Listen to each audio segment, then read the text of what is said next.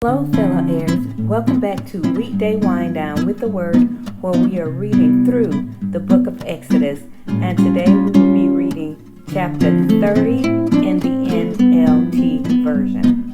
Chapter 30 includes plans for the incense altar, money for the tabernacle, plans for the wash basins, the anointing oil, and the incense. So without any further delay, let's get started. Plans for the incense altar.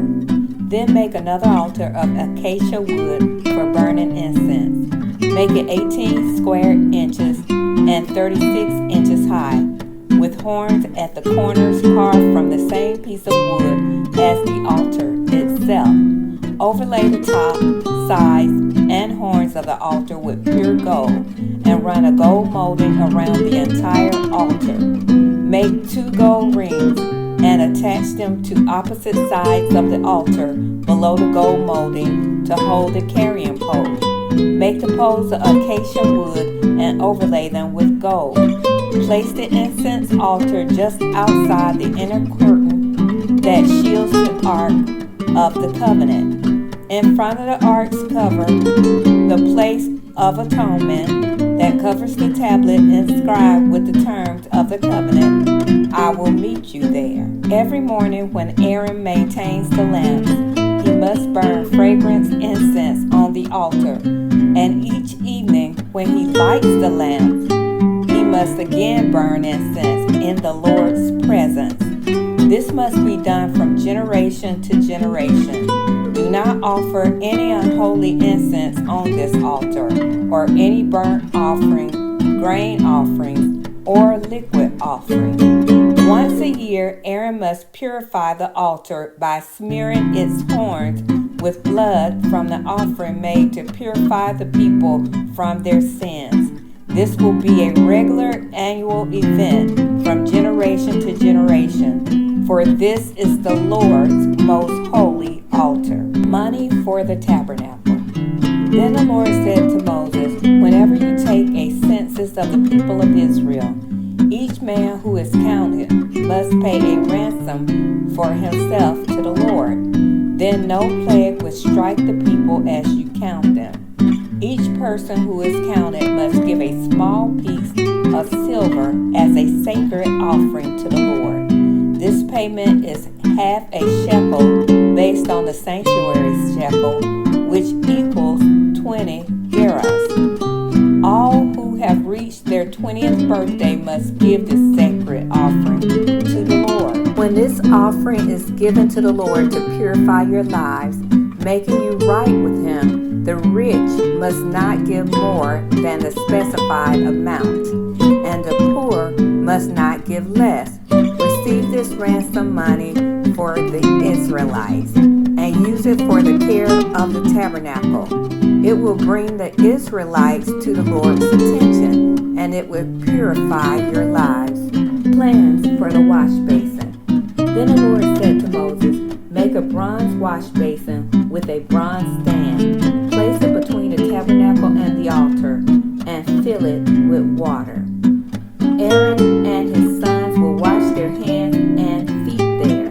They must wash with water whenever they go into the tabernacle to appear before the Lord, and when they approach the altar to burn up their special gifts to the Lord, or they will die. They must always wash their hands and feet, or they will die.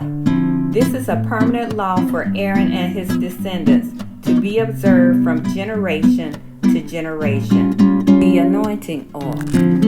Then the Lord said to Moses, collect choice spices, 12.5 pounds of pure myrrh, 6.25 pounds of fragrant cinnamon, 6.25 pounds of fragrant calamus, and 12.5 pounds of cassia, as measured by the weight of the sanctuary shekel.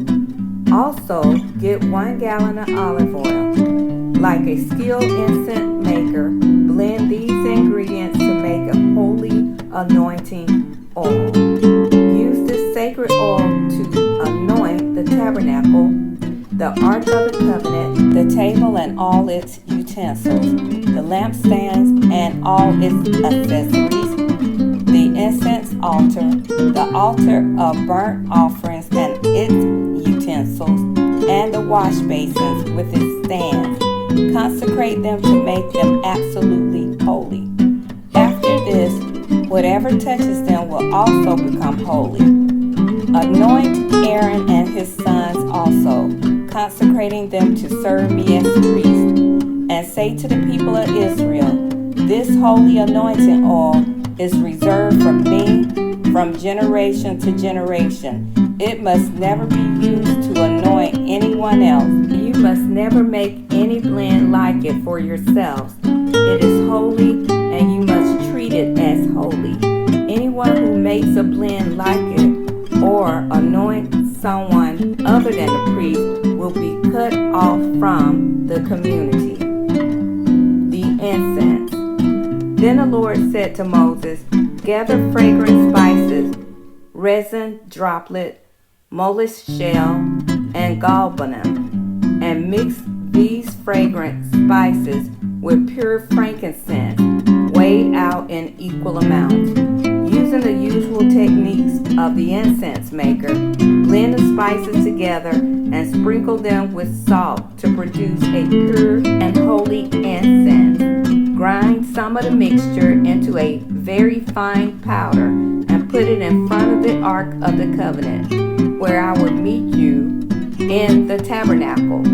You must treat this incense as most holy. Never use this formula to make this incense for yourselves. It is reserved for the Lord, and you must treat it as holy. Anyone who makes incense like this for personal use will be cut off from its community. And that concludes the reading of Exodus 30 and the NLT version.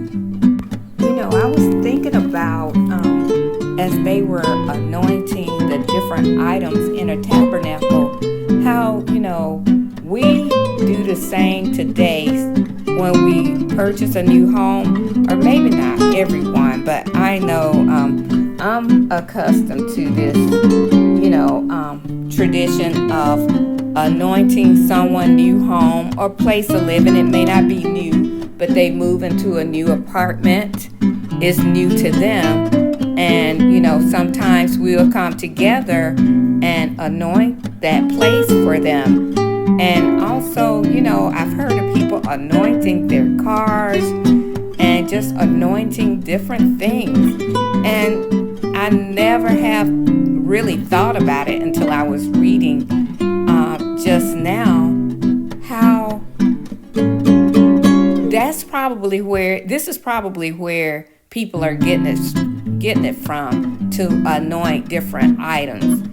And no items don't have spirit, but they can be anointed for God's use. And so I was just thinking about that, how sometimes we do things and we don't know why we're doing it. We just know, well, my parents do it, or well, they do it at church like this, or where I heard other people doing it like this, and I haven't read anything in a word that goes against it.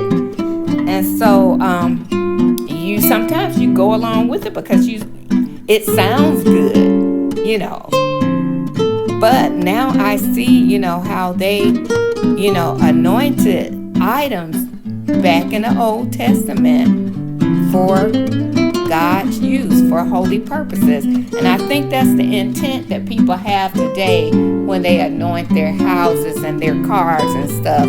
It's like, this is just belong to me to be used for God's glory and to be used for His purpose. Whatever He wants me to use this item with, then that's what I'll do. All right.